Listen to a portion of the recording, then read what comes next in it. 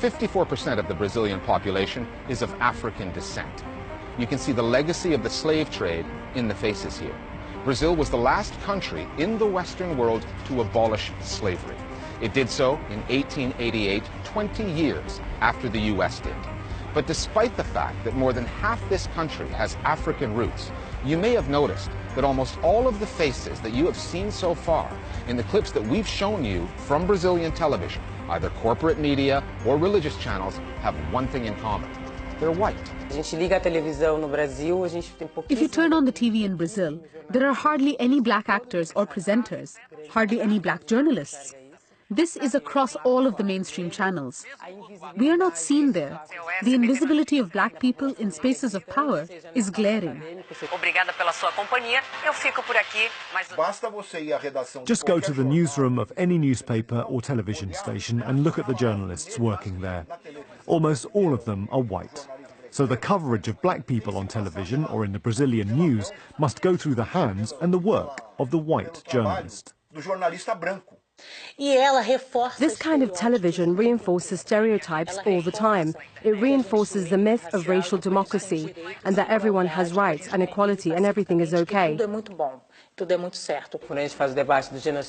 So when certain issues are covered, for example, when we try to raise the issue of black genocide, that every 23 minutes a young black person is murdered in Brazil, how does it end up being portrayed?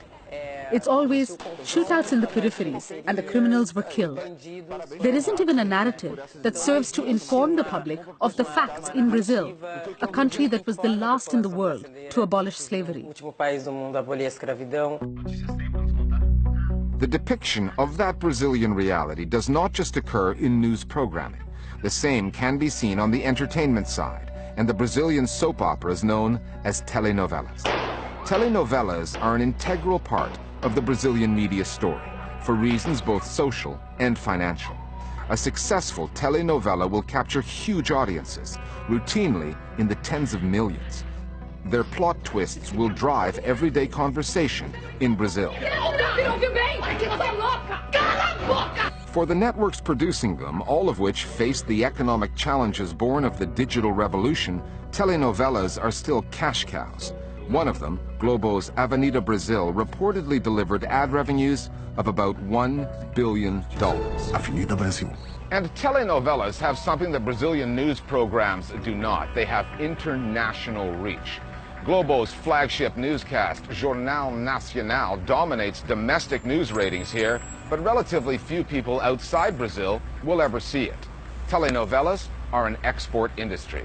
Avenida Brasil has been transmitted in 130 countries in 19 languages.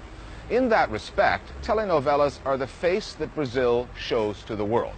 And much like the country's newscasters, the faces that get shown are nothing less than a misrepresentation of what Brazil really is. Because again, they're mostly white. In the soap operas of Brazil, we have a rich world, a happy world, a white world. What is it that a soap opera does? It enters the general public's home and tells a child who is still growing up what they are not going to be.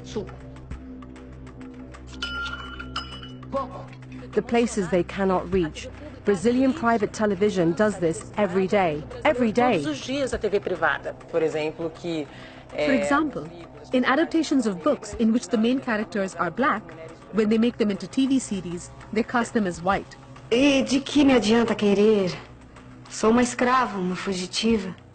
And when we ask, why did you put a white actor to play the role of a black character, they say, it doesn't make a difference.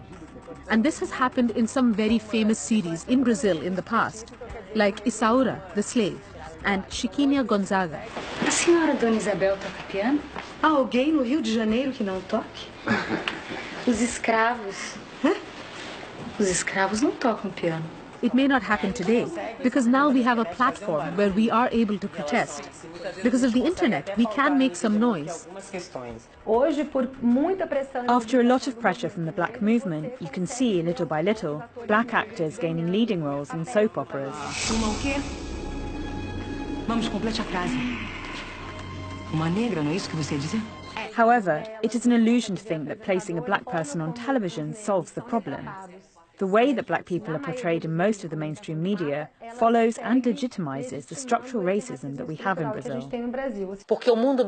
Because the successful world, the world that works, is white. And then when the commercials come on, a white person comes along as the representative of buying power, of acquisitive power. É hora de valorizar quem carrega o país nas costas. Nova Chevrolet S10 2018. And then afterwards, when the news comes on, there's a black person robbing, there's a black person being arrested.